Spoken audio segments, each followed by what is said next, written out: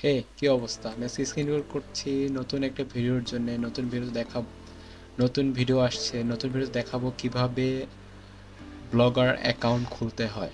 Blogger account খুলতে মূলত এরকম কিছু লাগে না, তো আমি স্টেপ বাই স্টেপ দেখাবো। কেউ যদি বুঝতে কোনো সমস্যা হয় তাহলে আশা করি আর কোনো সমস্যা সামনে হবে না। আমি ফার্স্টে চলে আসছি, আমি ক্রোম ব্রাউজার অন করছি, যে কোনো ব্রাউজার পসিবল। আমি ক্রোমে ব্লগার লিখছি, আমার ব্লগার চলে আসছে। আমার লগ ইন আছে ব্লগার, এর জন্য ডিরেক্ট এরকম শো করছে। আমি যদি ব্লগার লগ ইন না থাকে তাহলে কীরকম আসবে আমি সেটা শো করছি। ইগনোর মোডে চলে যাচ্ছি, blogger.com। যদি আমার পিসিতে জিমেল অ্যাকাউন্ট লগ ইন না থাকতো তাহলে ব্লগার ঠিক এরকমই কিছুটা আসতো, এরকম স্লাইড শো সহ সাইন ইন লেখা আসতো। সাইন ইন দিলে তখন জিজ্ঞেস করবে হয়তো আপনাকে মেল অ্যাড্রেস দিয়ে লগ ইন, জিমেল দিয়ে লগ ইন করার জন্য। তা আমি আর লগ ইন করছি না, স্টেপটা স্কিপ করছি। আমার লগ ইন করা আছে, আমি সেটাতে দেখাবো নতুন কীভাবে আর একটা ব্লগার পেজ ক্রিয়েট করতে হয়।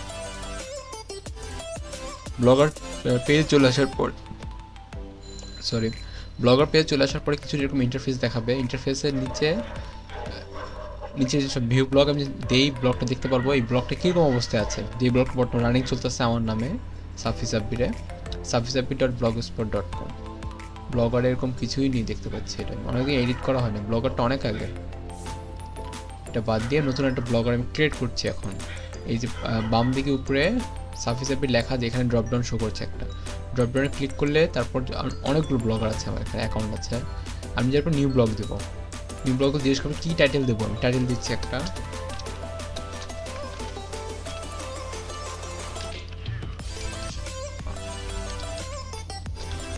আমি চকমার্ক ডিজিটাল নাম দিয়ে এক টাইটেল দিয়ে আমি নেক্সট পেজে দিচ্ছি।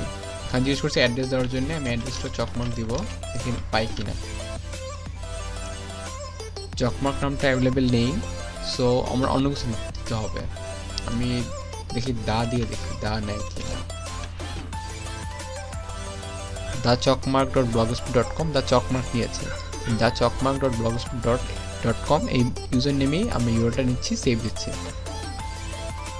এখন দা চকমার্ক নাম নতুন একটা ব্লগার অ্যাকাউন্ট তৈরি হয়ে গেল, পেজ তৈরি হয়ে গেলো এটার মূলত। আমি যেই যদি এখন নিউ ট্যাবে ব্লগার অ্যাকাউন্ট মূলত কিছুই নেই এখানে, এখন দেখাবে এই যে অথর দেখাচ্ছে, যে ব্লগার অথরটাকে আমি, আমার ছবি দেওয়া, এখানে চকমার্ক ডিজিটাল নামে টাইটেল দেওয়া ছিল, টাইটেল আসছে, কোনো ব্লগার নেই, কিচ্ছু নেই, কোনো ব্লগ কিচ্ছু নেই এখানে। আমি যদি থিমে যাই, থিম চুজ করতে পারবো আমি কিছু থিম, আমি একটা নিয়ে নিই এখান থেকে, তাহলে একটু কাস্টমাইজ কম করা লাগবে আর কি।